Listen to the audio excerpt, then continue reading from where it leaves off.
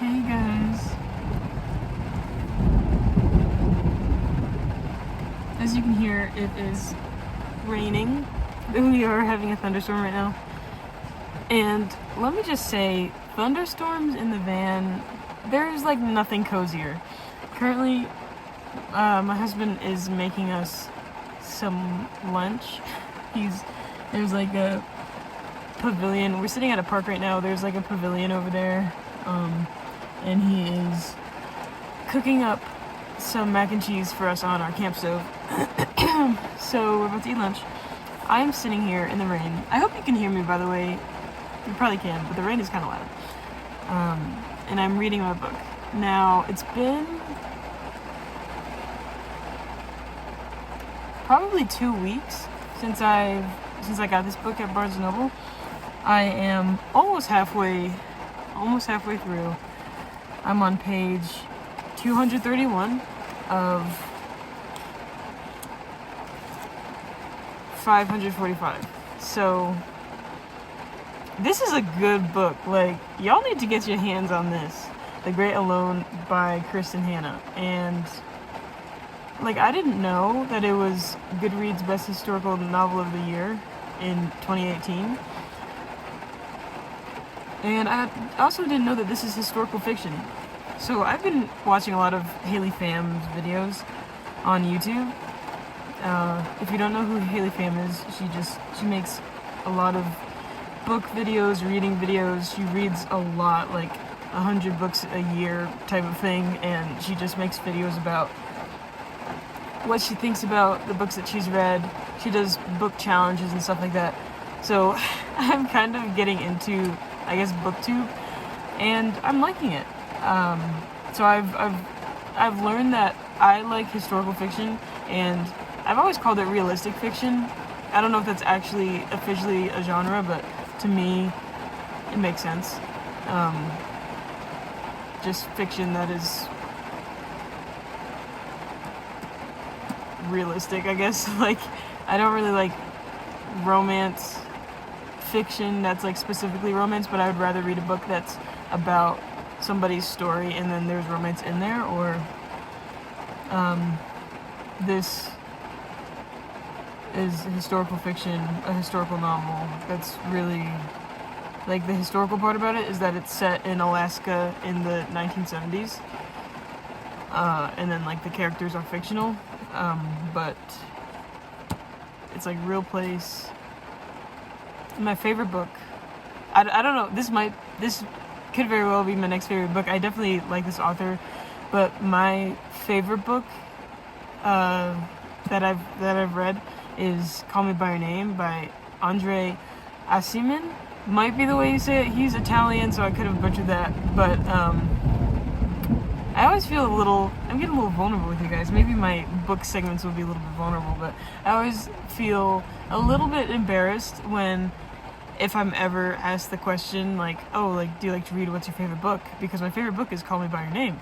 And I kind of feel, sorry. I wanted not to be so bright. I kind of feel, the reason why I feel kind of weird about it is because if people know Call Me by Your Name, the book, and then the movie that was made from the book, they're like, oh, okay, so like that's a gay, story. It's like Brokeback Mountain, like, type of thing. And that's kind of a whole different topic that I may or may not talk to you guys about later on, because I am writing a book, but it's not done yet. So, but yeah, I love how that honestly is also a historical fiction, because it's set in southern Italy in the 80s, I think it's the 80s, yeah, or it might be the late 70s. And what I love about that story, it's 2024. There's nothing wrong with reading and enjoying a book about same-sex attraction, but I love that book because there is no antagonist in the book. There's no, like, we can't be together, we can't do this.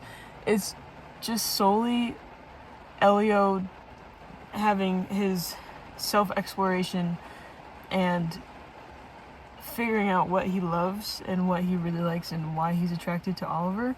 And there's no, it's like all so organic. And I love that about that book. That's why it's my favorite book. And the way the author writes is just amazing. I've read some more of his books. Enigma Variations. That's also a book that I really like by that author. And the intimate scenes, the way he writes them it's so good. But, and I studied a lot of creative writing in college, and I do a lot of, I haven't recently too much, but I'm a creative writer, and I'm pretty good at it. I think you have to give yourself credit if you're, when you're really good at something. I'm good at creative writing, and I like that because I can also spot that in other works. And this one, Kristen Hanna, she's a good author. She's a really great writer. So I'm really enjoying this book, and yesterday we went to Barnes & Noble, and I was really, really tempted to pick up another book of hers. I also like books that aren't in the series, just like novels stand alone, because you get to learn new characters, especially 500-page books like this. Really good. So when I finish this one, I'm definitely grabbing another one. I looked at her other book, Nightingale. I think I'm gonna grab that one next. So I just wanted to give you guys a little update. I might have more videos. Yeah, let me know if you want more videos that are more book related as I start getting into this realm of more book stuff. So let me know. Anyway, bye. Hey guys, I am chilling in the van right now, about to keep reading my book. We are in Washington, and I feel like every time I turn the camera on to tell you guys where we are, we're just in a completely different place, but that's the van life. So I'm on page 323, chapter 19, and there has been a lot going on recently that is like I'm loving it. I'm loving this book. And the things that have happened recently are just like, oh, okay, so there has to be some sort of climax to everything that's going on. So I recently found this little dinosaur bookmark guy. You kind of clip it on, it's magnetic. And I got a pack of them last year and totally forgot about them. And then I found them, so that's been cute. But I'm gonna keep reading, and I'll update you guys later on.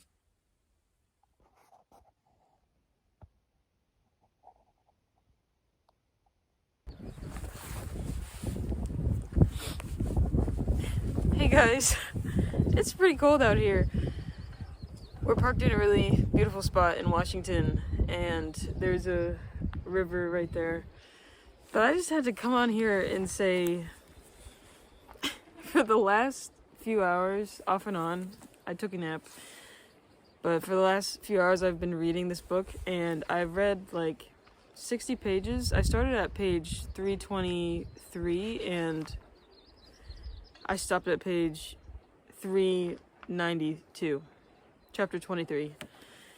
Something has happened in this book, and I need to take a break. If you've read The Great Alone by Kristen Hanna, you probably know what has happened, and I did not see it coming. It was a total plot twist, and it's heartbreaking, and I haven't been invested in a book in so long that I've forgotten what it feels like to just be immersed in a completely different world, and then something happens and it feels like it's happening to you, and you're like, wait, no, my world is messed up, and then you like look up from the book and you are like, wait, no, I'm okay, but like the people that I care about in this book who are fictional are going through it, and so am I. So I just had to take a break. So I'll probably be putting this down for the rest of the day, and I might pick it up. I'll probably pick it up tomorrow again, but at this point I'm on page 392, and there are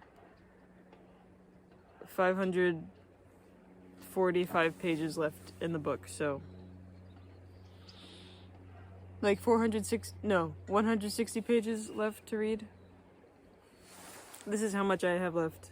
This is how much I've read. So I'm sad for this to be over, but the way that it has gone now, I'm just like, oh my gosh. So I wanted to share with you guys what I'm doing now instead. My husband and I went to a really cute bookstore yesterday in Boise, in Idaho, as we were driving through from Idaho to Oregon. We camped out in Oregon last night and then woke up there this morning, and now we're in Washington. And so I got this really cute card. It was from like a small business who was selling their stuff in the bookstore, so I love supporting small businesses. There's this little card that I'm gonna write in to my mom for Mother's Day and mail it off to her. And then 2 postcards. I got this one with a little cat on it, and then this one with another cat on it. But yeah, I think I'm gonna take some time to think about some different things other than the tragedy that's happening in this book right now, and enjoy the beauty of Washington. And if you can believe it, baby, is it 7:30? It's 7:23 p.m. right now, and like, look at the sky. Like, it's crazy. It looks like it's, I don't know, like 5 p.m. or 4 p.m. But it's 7. So we're on Pacific time now, and I'm just getting used to how the sky looks when it's like, the fact that it doesn't actually get dark till 9:30 or even just about 10. Like, that's crazy. I'm so tiny. What the heck? Like, look at that. That's beautiful. Anyway, I'm so sorry.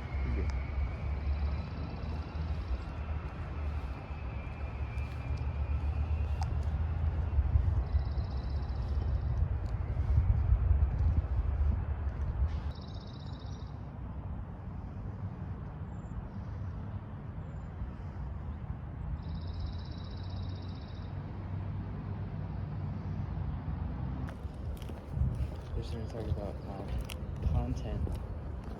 Much basic, except for my last 19 to get like